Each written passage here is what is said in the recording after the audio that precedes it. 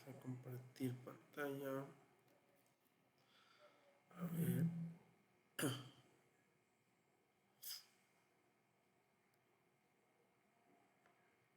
Ahí está.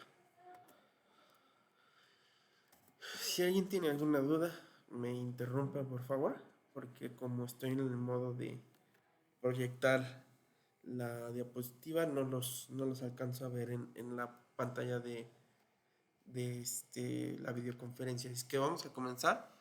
Bueno, pues vamos a terminar de hablar de los procesos, en específico de los estados de un proceso.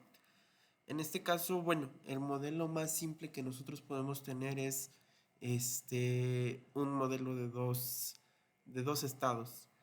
Un estado que es en espera y otro estado que es en ejecución, ¿no? El proceso, que ya hablamos previamente que era un proceso, pues puede tener básicamente estos dos estados. O está listo para poder eh, ejecutarse o está en ejecución usando los recursos del CPU o algún, principalmente, ¿no? Del CPU y memoria RAM. En este caso, bueno, pues nosotros tenemos un estado o un modelo de estados extendido, en donde no solo tenemos los estados de preparado o listo y en ejecución, sino que se agregan los estados de en espera y nuevo, ¿no? A su vez, bueno, pues se establece un estado determinado, que es cuando el proceso ha concluido, ya sea por que efectivamente ya terminó de realizar las tareas para las cuales fue programado, o podemos tener algún otro tipo de terminación determinada por el sistema, ¿no? Como por ejemplo algún error o violación del sistema, por lo cual pues el sistema operativo necesita terminar el proceso, ¿no? Y en este caso, bueno, pues obviamente el estado de nuevo lo que hace es que nosotros tenemos un proceso que se acaba de ejecutar, ¿no? Y que está nuevo o que va a entrar a la cola de preparados o listos para que se puedan realizar su ejecución. Y en este caso, pues bueno, la diferencia entre un proceso nuevo y un proceso preparado es que el nuevo, no necesariamente ya tiene reservado en espacio de memoria lo que es, pues, la cantidad de memoria necesaria para poder ejecutarse, ¿no? Hablando de que para poder ejecutarse un proceso necesitamos una cantidad de memoria para el stack, o sea, para la pila o este un conjunto de memoria que nos va a servir para almacenar información necesaria del proceso, espacio en memoria para lo que son variables, ¿no? Normalmente esto se deja para lo que es la parte de poder reservar espacio de memoria de manera aleatoria. Aparte, pues obviamente la memoria que se necesita para almacenar el código del proceso o del programa, en este caso, y algunas otras situaciones, ¿no? De información en el proceso. De hecho, todo esto ahorita lo vamos a ver que se llama la tabla de la información del proceso, ¿no? De ahí pasa preparado, si todo sale bien, tenemos en ejecución, ¿no? Lo mandamos en ejecución. Cuando lo mandamos a ejecución, se manda tanto código como variables, ¿no? A la parte de el procesador. El procesador hace su tarea y el procesador, bueno, tiene diferentes alternativas, ¿no? Si el proceso es muy corto, pues tal vez lo podrá ejecutar en una sola oportunidad que se tiene para la ejecución y lo mandará terminado. Pero si el proceso es demasiado largo, pues entonces podrá ser interrumpido tal vez para que otro proceso pueda ser ejecutado. Recuerden que dentro del procesador nosotros tenemos algo que se llama timer, en el cual el proceso, cuando se carga el procesador, tiene un tiempo para poder ejecutarse. Si en ese tiempo no se termina su ejecución por la complejidad del proceso, pues deja al procesador, ¿no? De manera voluntaria, se manda en espera para poder volver a tomar el turno.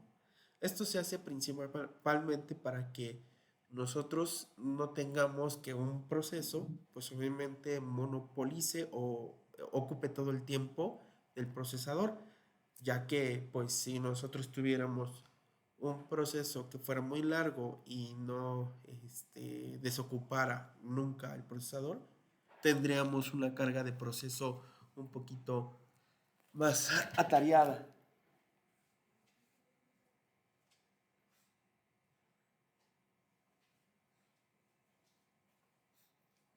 Y también se puede poner en espera por otras partes, ¿no? Por otros eventos. Uno de estos eventos es la operación en entrada y salida. Dentro de la ejecución de un proceso, nosotros tenemos que lo más lento que se puede dar en una ejecución de proceso es una operación de entrada-salida. ¿Qué quiere decir esto? Leer el teclado, mandar información a una impresora o en general a cualquier periférico que nosotros tengamos conectado. Entonces, al ser muy lenta esta operación, lo que hace el procesador o el manejador de los procesos propiamente dicho es que quita al proceso de la ejecución y lo manda a espera hasta que nosotros tengamos el resultado de la operación de entrada y salida. Imaginemos por un instante que tenemos un programa que necesita que el usuario teclee información, como por ejemplo su nombre, para poder continuar. Entonces, ese proceso se mantendría en espera o se mandaría a la cola de espera. ¿Para qué? Para que no tengamos tiempos no útiles en el procesador. De esta manera se ejecuta otra tarea, otro proceso, mientras el usuario, por ejemplo, escribe su nombre en el proceso que está esperando a que se escriba su nombre, ¿no? Entonces, una vez que está en espera, si por ejemplo se termina la tarea de entrada-salida o el evento de entrada-salida, pues vuelve obviamente a estar preparado y así nosotros vamos a tener un juego entre diferentes procesos. Obviamente, pues nosotros dentro de la computadora tenemos muchos procesos a ejecutar. Y justamente toda la información que nosotros necesitamos almacenar de un proceso se encuentra dentro de algo que se llama bloque de control de proceso o también conocido como tabla de información del proceso. ¿Sale? En donde nosotros vamos a tener el estado del proceso, que ya lo vimos, ¿no? De forma general. Hay esquemas en donde tienen más estados de proceso, pero nosotros podemos resumirlos en los que acabamos de ver, ¿no? Entonces, tenemos el estado del proceso, si está en espera, si está listo o inclusive si está en ejecución, o si ya terminó o si es nuevo, ¿no? Contador del programa que nos da un apuntador a qué número de instrucción se está ejecutando. Los registros del CPU se van almacenando la información del CPU, tales como los registros de operaciones o de banderas de operaciones como la de cero, la de negativo, ¿no? En caso de que una operación se haga con un número negativo, etcétera, etcétera. Esto es importante porque, como lo señalamos, un proceso puede no ejecutarse en un solo paso, ¿no? Podría no ejecutarse en un solo periodo, sino que podría ejecutarse en más de un periodo. Por ejemplo, si nosotros estamos esperando una operación de entrada-salida, pues obviamente nos vamos a la cola de espera. ¿Y qué es lo que pasa con toda la información de ejecución? Pues justamente se guarda en lo que son el bloque de control, contador del programa. ¿Para qué? Para que cuando regrese el programa de ejecución sepamos dónde nos quedamos, los registros del CPU para guardar el estado del CPU cuando nosotros dejamos de ejecutar nuestro programa o se deja de ejecutar, nosotros tengamos el registro del estado en el que se encontraba el CPU para que cuando volvamos a cargar, pues obviamente nosotros tengamos esa información Información de la planificación del CPU, información de la gestión de memoria, obviamente aquí viene toda la información de la memoria que nosotros tenemos o que estamos ocupando en el proceso, información contable. ¿Qué quiere decir esto? Pues cuántos ciclos de reloj estamos ocupando, qué procesador, no hablando ya en una plataforma de multiprocesador, qué procesador a lo mejor estamos ocupando, información del estado de entrada-salida, y bueno, toda esa información se almacena en algo que se llama bloque de proceso. Nuevamente, todo esto se tiene que almacenar. ¿Por qué? Porque como no estamos seguros que nuestro este, proceso se ejecute todo en un solo tiempo, necesitamos estar almacenando la información. ¿Para qué? Para que cuando nosotros regresemos al estado de ejecución, toda esta información se vuelva a cargar y se ejecute el proceso a partir de donde se quedó. Y si se vuelve a interrumpir, se almacena toda esta información nuevamente en el bloque de proceso actualizada, se manda a espera, se pone o se manda a listo, ¿no?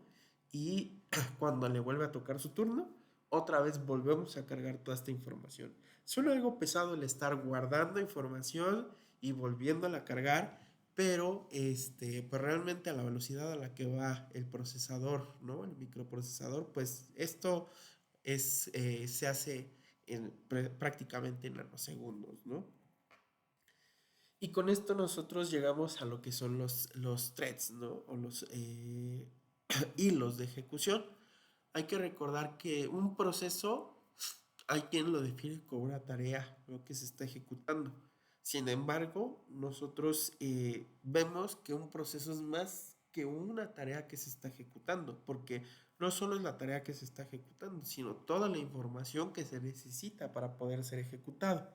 Y en este caso, cada proceso tiene por lo menos un hilo o un thread que es efectivamente que nosotros vamos a tener simplemente como ejecución, ¿no? Y de este thread nosotros podemos dividirnos en diferentes hilos.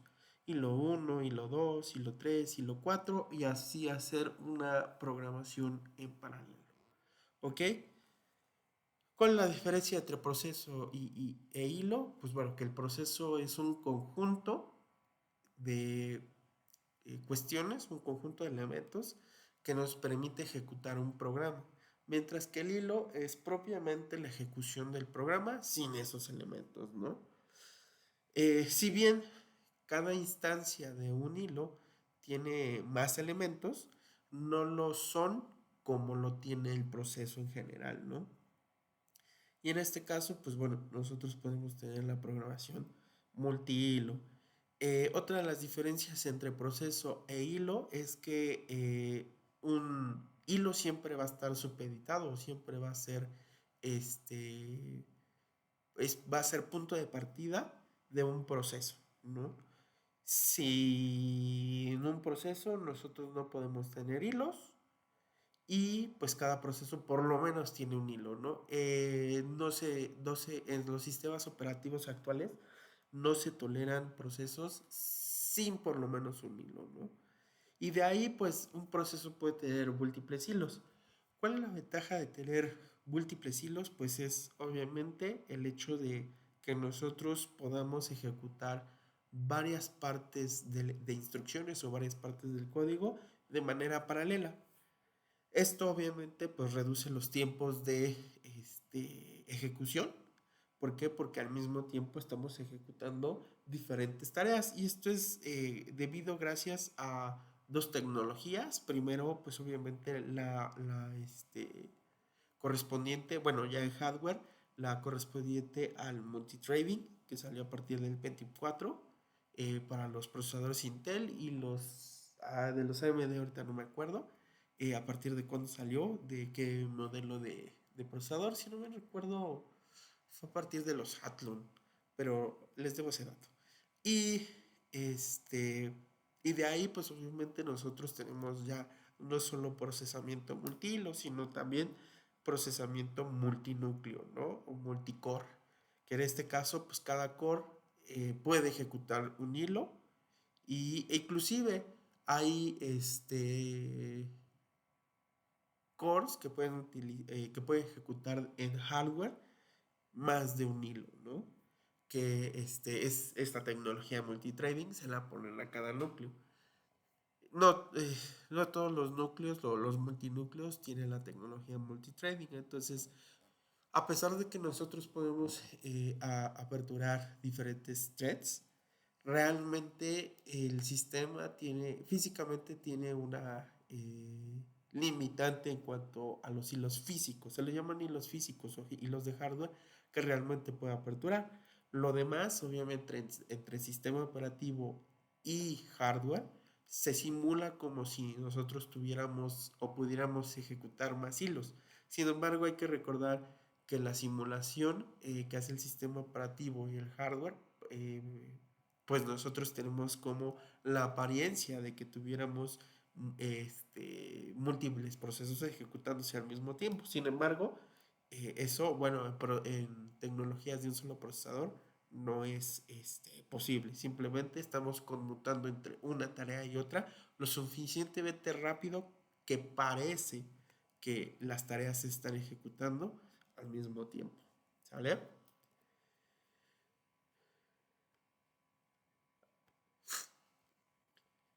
Ahí me salí. Vamos a continuar. Creo que se salió de compartir.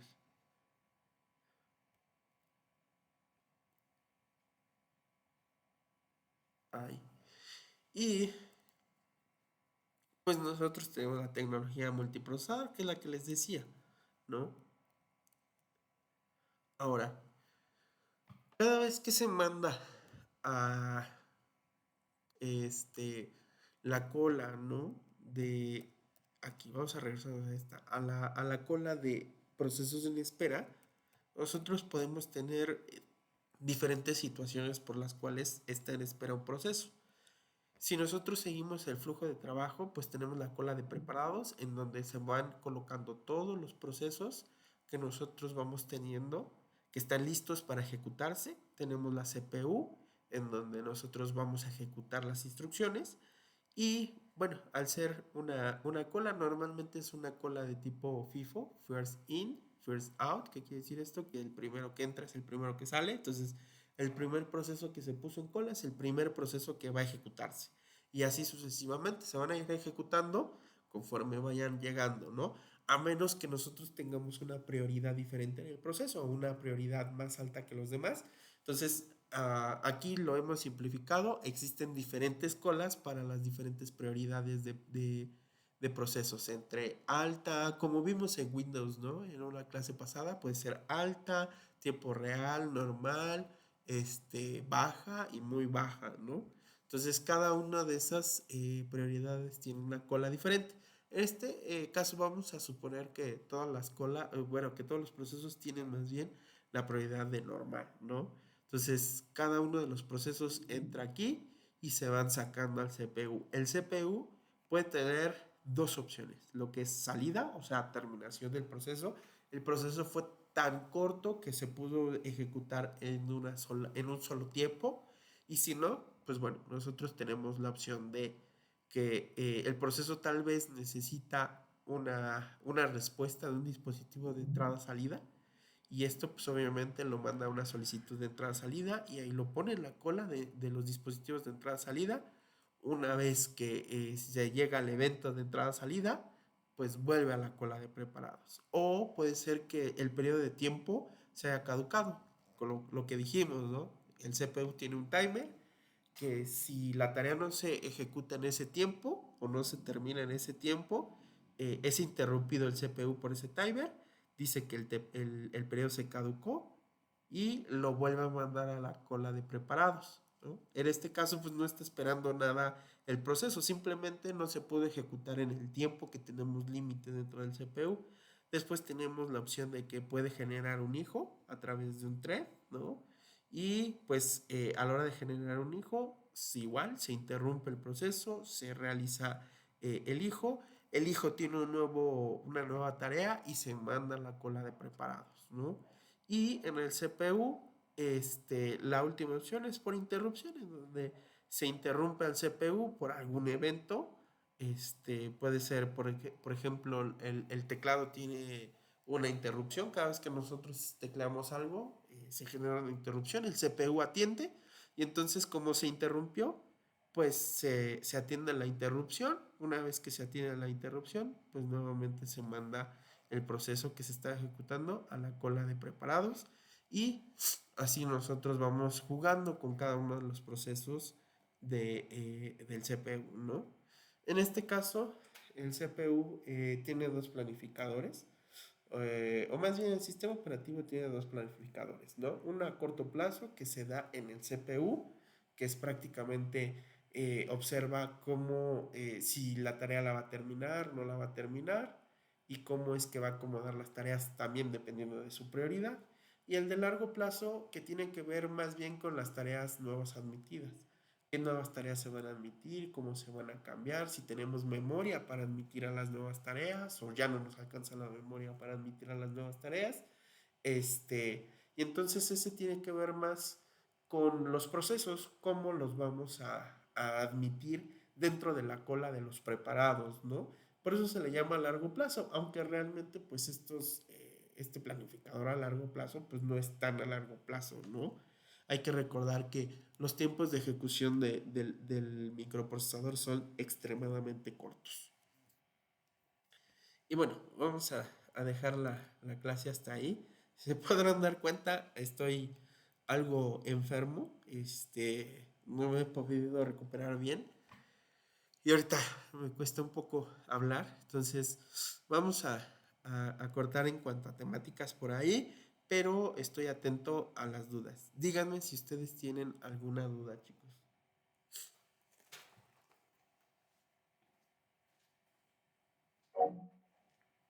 Sí, adelante.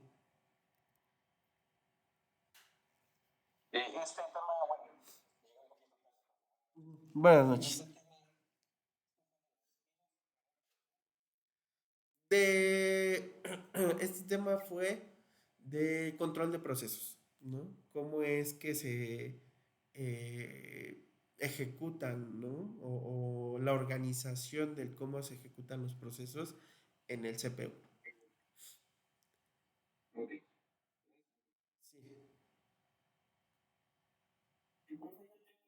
sí.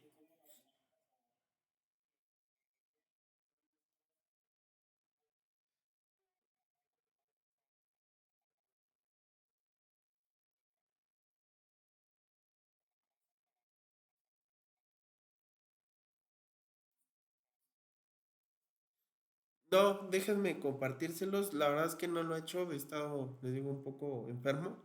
Esa vez de hecho venía un poco enfermo, pero ya estos días me he empeorado algo. Pero sí, se los comparto. Yo creo que mañana se los comparto ya.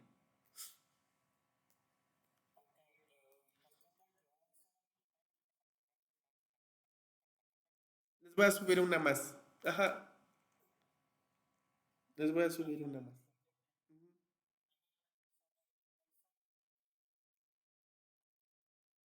El día domingo es un examen de opción múltiple. Se los dejo abierto todo el día, prácticamente desde las... Se los programo un poquito antes de las de medianoche, ¿no? Para amanecer entre sábado y domingo. Y se cierra antes de la medianoche del día domingo. Eso para que ustedes tengan el tiempo para resolverlo en el aspecto de pues si es muy temprano, pues se paran muy temprano, lo resuelven el domingo y listo, ¿no? O si tienen a mediodía tiempo, o si ya es muy tarde, pues 10 11 de la noche, lo pueden resolver. Lo único que sí les digo es que como es un examen de único acceso, entonces una vez que acceden, ya no van a volver a acceder. Por lo cual, si se van a tomar el tiempo para resolverlo, pues realmente tómense una hora, hora y media máximo para poder resolver el examen, ¿no? De manera, o sea, que se sienten y de manera continua realicen el examen.